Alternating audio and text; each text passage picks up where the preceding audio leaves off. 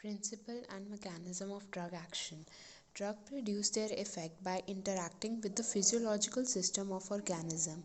By such mechanism, the drug can only alter the rate of function of the physiological system, but it cannot change it qualitatively. That is, it cannot change the basic functioning of the physiological system. Now, there are around six types of drug action: modification of immune system, stimulation, depression, irritation, replacement, and cytotoxic effect. Stimulation: it is the selective enhancement of the level of the activity of specialized cells. For example, the adrenaline stimulates heart, pilocarpine stimulates salivary glands. Depression: it is the selective diminution of activity of specialized cells. For example, barbiturates depress the CNS, and local anesthetics depress the nerve conduction. Now, there are some drugs which stimulate one type of cells and inhibit the other type of cells. For example, acetylcholine stimulates the intestinal smooth muscles but depresses the SA node of the heart. Morphine also depresses the CNS but stimulates vagus nerve. Now, irritation. Irritation is a non-selective, often noxious effect and is particularly applied to less specialized cells, for example, in epithelium or connective tissue. When there is a mild irritation, it stimulates associated functions. For example, counter irritants will increase the blood flow to the site. When there is a strong irritant, then it causes inflammation, corrosion, necrosis, or even morphological damage.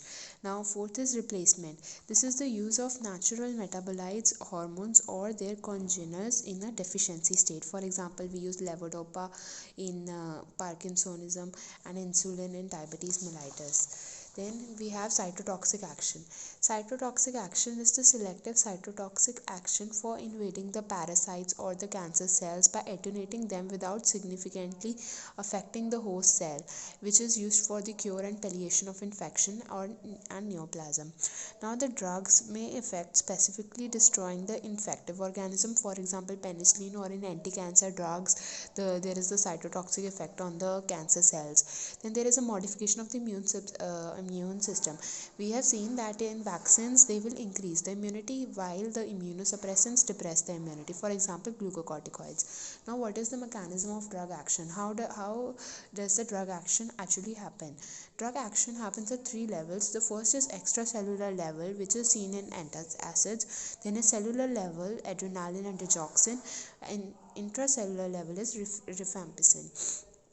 Physical mechanisms. Now, physical mechanisms will be like bulk laxatives, which is physical mass, activated charcoal due to the adsorptive property, mannitol due to osmotic activity, I-131 and other radioisotopes due to the radioactive activity, antacids due to neutralization of the gastric HCl. Then we have potassium permanganate, which has an oxidizing property, dimercuprol, which helps insulation of heavy metals such as mercury, etc. Then we have chemical mechanisms. Chemical mechanisms: neutralization of gastric acids by antacids. NaHCO3 plus HCl will give us NaCl plus H2O plus CO2. Then chelating agents like EDTA, which is used for lead, dimercaprol for mercury poisoning. Then we have difroxamine, which is used for the iron overload. Then we have penicillamine for copper, which is used in Wilson's disease. In Wilson disease, there is an abnormal accumulation of copper.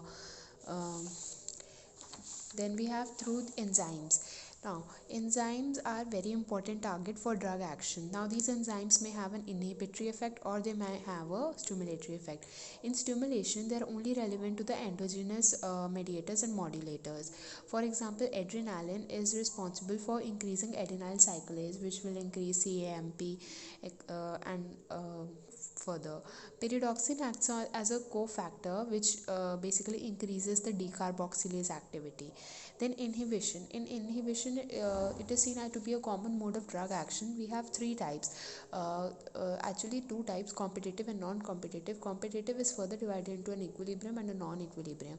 In equilibrium, there is the Vmax is same. However, the Km is increased. That is, more substrate concentration is required to reach the maximum, half of the maximum velocity. While in competitive non-equilibrium, there is a increase in the Km and the Vmax is decreased. In non-competitive, direct opposite.